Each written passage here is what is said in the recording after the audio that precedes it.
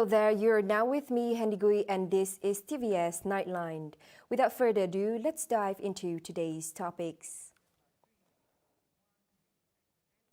Now, a 32-year-old man was shot dead after he was mistaken for a monkey in Kampong Kejapil, Bekenu at a 12 noon incident yesterday.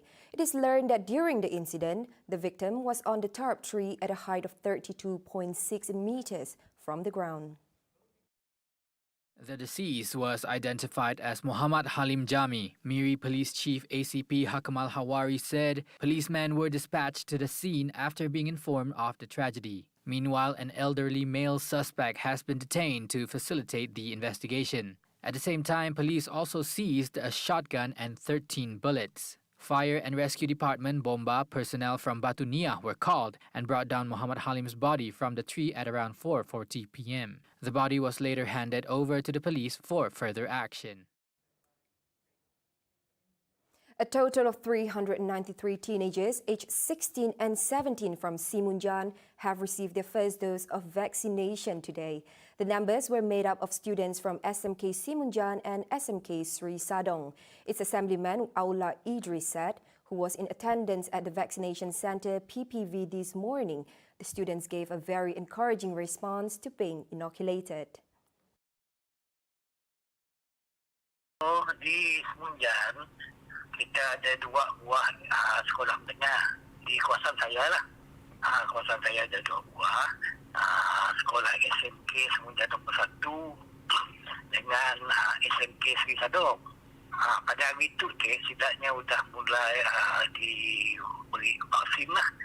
Di mana kedua-dua buah sekolah yang dikumpul setidaknya sekali. Jadi sambutan saya pergi ke sekolah tadi ianya amat menggalakkan lah. Walaupun ada juga segelintir kuasaan, ada 3 buah kampung yang di dalam kuasaan saya tu yang dapat nabiahnya pergi untuk mendapatkan vaksin dua hari itulah di kuasaan kampung ditanya di PKPD lah. Aula Idris said a total of 254 students from SMK SIMUNJAN number 1 and 139 students from SMK Sri Sadong was inoculated today. He reiterated that parents gave full support of the vaccination program as they accompanied their children this morning. Kebanyakan semua pihak sekolah ni semua ditemani oleh keluarga. Kena setidaknya untuk memberi kewenangan. Pada dasarnya semua okey lah, semua setuju untuk menerima vaksin lah. Tiada yang macam mempertikaikan vaksin itu lah. A 70-year-old man sustained injuries to his arms and legs after he fell victim to a snatch theft. In the 5:30 a.m. incident on Thursday, the victim was walking alone to the market along Jalan Sungai Maung Kiri when he was waylaid by 2 knife-wielding suspects. A scuffle then ensued, resulting in the injuries when the victim tried to resist. However, the suspects managed to flee with 150 ringgit belonging to the victim. Kuching District Police Chief ACP Ashman Baja said one of the suspects, a 31-year-old man, was arrested in the afternoon on the same day, following a police report made by the victim.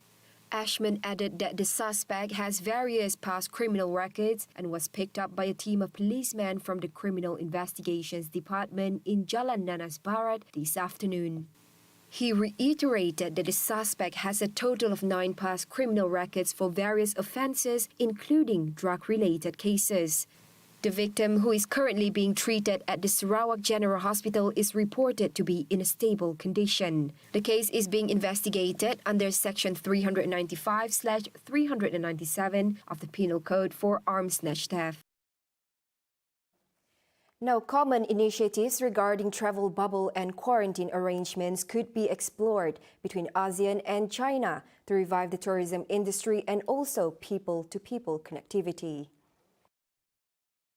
By doing so, Prime Minister Datuk Sri Ismail Sabri Yaakob said each country will be in a much better position to revive from the impact of COVID-19 pandemic. Similarly, mutual recognition of vaccination certification documents is another fertile area for collaboration.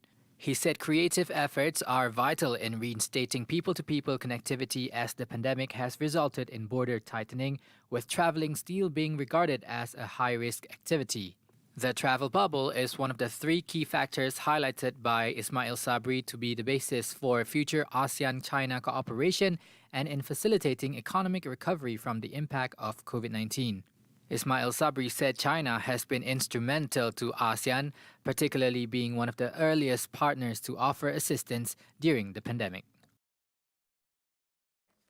Sarawak must pursue an increase in its road connectivity and strives to promote the integration of various developments in remote areas. The accessibility in remote areas would strongly stimulate its production and consumption and play a huge supporting role towards a more economically developed state. Deputy Chief Minister Tan Sri Dato' Amar Dr. James Jemut Masing said the sooner these infrastructure are developed, the better. The Baleh Assemblyman said he recently detected large tracts of undeveloped land in his constituency and pondered on the need to turn it into an asset. He quoted China as the best example of how accessibility can do to diminish poverty while increasing its income. 40 years ago, China had focused its development in building roads, bridges, and provided essentials like water and electric supplies to every corner of its country. Masing, who is also the Minister for Infrastructure and Port Development, added that Chief Minister Datuk Patinggi Abang Johari Tun Openg have been focused on infrastructure development. He said the infra construction have been emphasized by Abang Jo under the 12th Malaysian Plan. The ongoing pandemic has resulted to a substantial increase in the cost of building materials and labor. Sarawak Housing and Real Estate Developers Association, or SHIDA President Augustine Wong, hopes that the state government could revise several costs related to construction materials, compliance and implementation.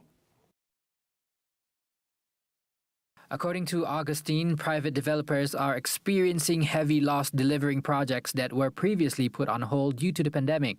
To ensure construction projects are still viable, Augustine stated that the government has allowed variation of prices for government projects only. Sheda hopes that the state government would consider waiving capital contributions paid to Sarawak Energy Berhad or SEB, as it has started to monetize power generated via its hydroelectric dam. With such waiver, it will greatly help private property developers to deliver projects in time.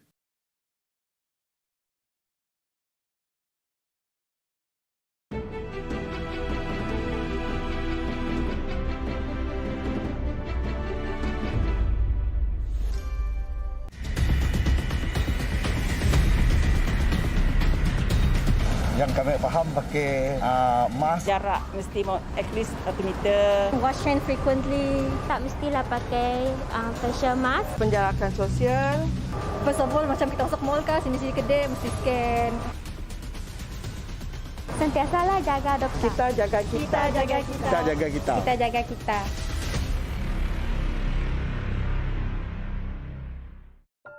Kau tak rindu ke dekat mak kau kat kampung? Lah mak aku tak kisahlah. Mak aku faham aku sibuk kerja dekat sini. Anak mak tak macam Nisa. Nisa anak orang lain. Sejak bekerja di bandar, Borhan telah mengabaikan kebajikan ibunya sendiri. Alisa pula menjadi anak angkat kepada Mak Ton. Adakah Borhan akhirnya akan sedar dan kesal dengan perbuatannya itu? Saksikan Sentuhan Kasih Sabtu ini 9 malam hanya di TVS saluran 122 Astro dan My TV.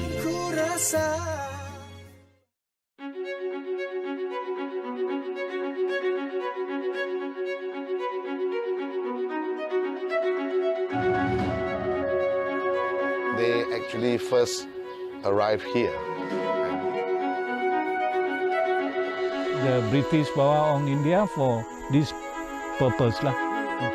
Saksikan Travelog Round dengan kami setiap Sabtu jam 5.15 petang hanya di TVS, saluran 122 Astro dan My TV. Hai! Jangan lupa untuk menyaksikan saya Andi Indrawani dalam Inspirasi TVS. Pelbagai kisah yang menginspirasikan anda akan saya kongsikan pada jam 8.35 malam hanya di TVS, saluran 122 Astro dan My TV. Selamat dah! See you guys.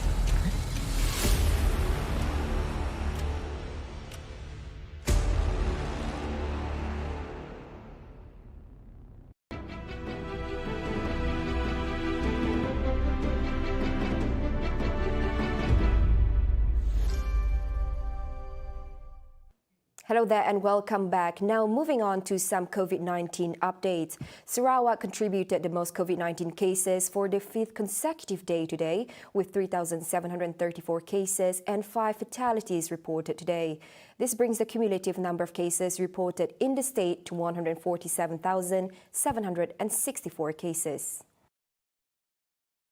However, of the total number of cases reported today, only 8 cases or 0.21% was of Category 3, 4 and 5. The state recorded one new cluster emerge identified as Suchong Balut Julau cluster. It is classified as a community cluster where 78 residents from 2 longhouses contracted the virus. Malaysia recorded 21,176 cases today, bringing the cumulative cases to 1,940,950 cases. Behind Sarawak, Selangor reported 3,595 cases, while Johor reported 2,297 cases. Now, the COVID-19 pandemic situation has had a big impact on individual mental health. While communities in Malaysia are not excluded, this sparks a concern following the rising number reported linked to mental health issues such as depression. Health Director General Tan Sri Dr. Nur Hisham Abdullah, in a statement issued in conjunction with the World Suicide Prevention Day, said as of July this year, a total of 638 suicide cases were reported by the Royal Malaysia Police, compared to 262 cases over the corresponding period in 2020, an increase of 143% or 1.4 times more. Among the things they can do include checking on the well-being of the people around them, especially those affected by the pandemic, providing support to those affected to get help and treatment, and avoiding sharing news or photos about suicide on the social media. In a related matter, people should not be ashamed to seek help and support if they think that they have a mental health condition, said National Alliance of Mental Health NAMH patron, Senator Datuk Ras Adiba Razzi. Ras Adiba said the public need to get rid of the perception that those who sought psychological help should be perceived as crazy. She said this in her speech at the Hope Symposium 2021 organized by the Mental Illness Awareness and Support Association MIASA in conjunction with World Suicide Prevention Day today. The theme Creating Hope Through Action has been chosen for this year's World Suicide Prevention Day, which is celebrated on September 10 every year with the aim of boosting public confidence to play an important role in preventing suicide incidents and eliminating stigma associated with suicidal behavior. On this World Suicidal Prevention Day, Minister of Health Khairi Jamaluddin urged the community to play a role to overcome the increase in suicidal thoughts that the nation is currently experiencing. A huge reason for the increase in suicidal thoughts and mental health problems is due to the current pandemic where everyone's well-being is largely affected. Prevention Day today, I wanted to reach out to people who are battling depression, anxiety, that you're not alone. Please don't think that even in your darkest moments